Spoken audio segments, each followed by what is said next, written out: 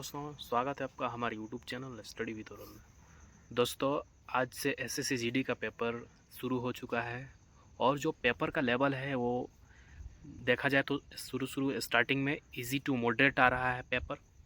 और पेपर में सबसे आसान जो है वो हिंदी आ रहा है। तो हिंदी को आप लोग पढ़ लीजिए अच्छा खासा, क्योंकि वो तो आसान है, लेकिन जैसे जैसे पेपर बढ़ता जाएगा, जैसे जैसे दिन बढ़ता जाएगा, वैसे वैसे पेपर आपका हार्ड होता जाएगा। मतलब किसी भी एग्ज़ाम में वही होता है कि जो शुरू में पेपर होता है, जो शुरू में जो भी शिफ्टें रहती हैं उसका पेपर इजी आता है।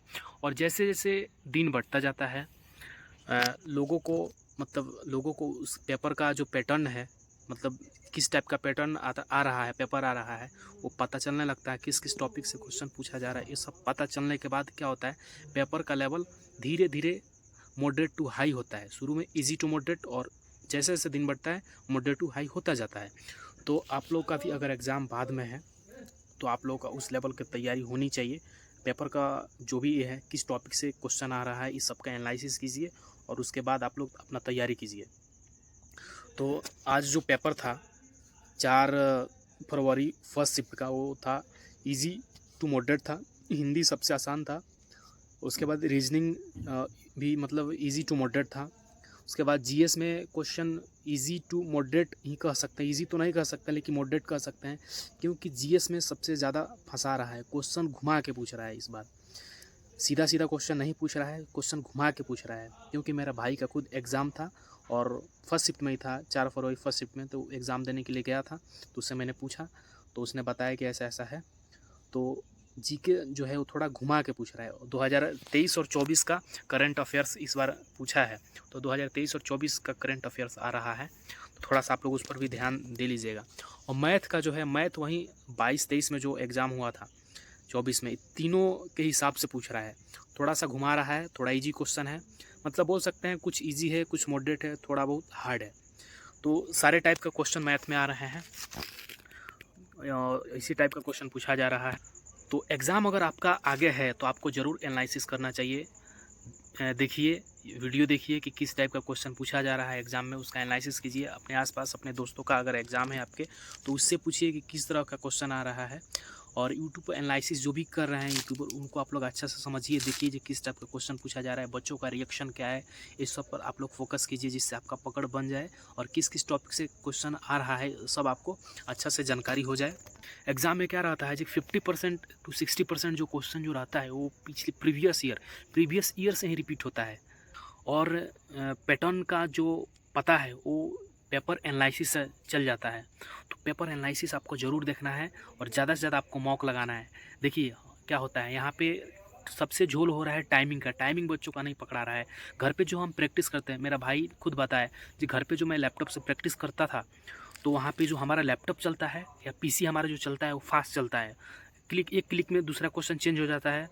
लेकिन एग्ज़ाम सेंटर में क्या है, मैंने खुद ये चीज़ नोटिस किया है कि एग्ज़ाम सेंटर में जो भी कंप्यूटर्स वगैरह रहते हैं, ये इनका जो भी सर्वर रहता है बहुत स्लो रहता है। एक बार आप क्लिक कीजिएगा ना, तो उसके 2 सेकंड के बाद आपका अगला क्वेश्चन आएगा, तो बहुत डिले करता है। आप चाहोगे कि मतलब एक क्वेश्चन कर लिया, अब नेक्स्ट क्वेश्चन करूं, तो क्लिक कीजिएगा तो 2 सेकंड के बाद वो व्यू होता है। लेकिन हम जो घर पे पैटर्न, जो घर पे मतलब लैपटॉप या मोबाइल या जिससे भी हम लगाते हैं सेट, या मैंने खुद लगाया है, तो वहाँ पे कैसा, एक क्लिक के बाद तुरंत 1 सेकंड से पहले ही हमारा दूसरा क्वेश्चन आ जाता है। तो कहीं ना कहीं टाइमिंग का जो डिले है ना, वो एग्ज़ाम सेंटर में बहुत ज़्यादा हो रहा है। बच्चों का मैक्सिमम लोगों का टाइमिंग नहीं पकड़ा रहा है, जिसकी वजह से क्वेश्चन छूट रहे हैं। तो आपको टाइमिंग का विशेष ध्यान देना है। कोई भी आप क्वेश्चन बनाइए, जैसे कोई भी सब्जेक्ट बनाइए, तो वो चीज़ मतलब आपको टाइमिंग का उसमें ज़रूर ध्यान रखना है। आप लोग घर से टाइमिंग सेट करके जाइए कि इतना मिनट में मुझे रीजनिंग बनाना है, इतना मिनट में मुझे मैथ्स, इतना मिनट में जीके जीएस, और इतना मिनट में मुझे हिंदी बनाना है। आपका एक प्रॉपर पैटर्न होना चाहिए और उसके अकॉर्डिंग ही टाइम सेट करके जाइए, कि इतना मिनट मुझे इसमें देना है और इतना मिनट मुझे इसमें देना है। इस तरह अगर आप पैटर्न सेट करके जाइएगा तो समझिए कि आपका एग्ज़ाम में क्वेश्चन नहीं छूटेगा। अगर आप नहीं सेट करके जाते हैं तो पक्का आपका एग्ज़ाम में क्वेश्चन छूटेगा।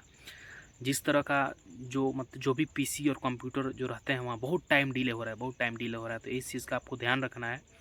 आपको क्वेश्चन छोड़ के नहीं आना है। और निगेटिव मार्किंग साइज 1/8 का है, तो आपको एक कीजिए, मतलब कोशिश कीजिए कि क्वेश्चन ना छूटे। अगर आपका 7-8 क्वेश्चन छूट भी रहा है तो आपको 50-50 चांस लेना है, उसमें थोड़ा बहुत तुक्का वगैरह लगा दीजिएगा। अगर सपोज तुक्का लगाने का एक तरीका होता है, ये कैसे लगाएं। अगर आप 50-50 दो, जैसे 4 ऑप्शन है, 4 ऑप्शन में 2 ऑप्शन अगर निकाल दे रहे हैं तो फिर भी 2 ऑप्शन बच रहा है तो उसमें आप तुक्का लगा सकते हैं। और नहीं तो अगर सिंपल सा अगर देखा जाए तो जैसे 7-8 क्वेश्चन है तो या तो सब में बी लगा दीजिए, नहीं तो सब में सी लगा दीजिए। उसमें 8 क्वेश्चन में नहीं भी होगा तो 2-3 तो आराम से सही हो जाएगा। तो 2-3 सही हो जाएगा तो जैसे मानकर चलिए 8 क्वेश्चन में 3 सही हो गया तो 5 गलत, 5 गलत कितना 1.25 नंबर कटेगा, फिर भी तो आपको बोनस हो गया ना कुछ। 1.25 नंबर कट गया फिर भी आपको जैसे 3 नंबर का 6 नंबर मिल जाएगा, 3 क्वेश्चन का डबल मिल जाता है तो 6 नंबर में से 1.25 नंबर कट जाएगा तो क्या फ़र्क पड़ेगा, बाकी तो आपको 5 नंबर के आसपास या 4.5 नंबर के आसपास मिल ही गया ना। तो आपको कोशिश करना है क्वेश्चन छोड़कर नहीं आए। और टाइमिंग का विशेष ध्यान आपको देना है, टाइमिंग पर ध्यान देना है।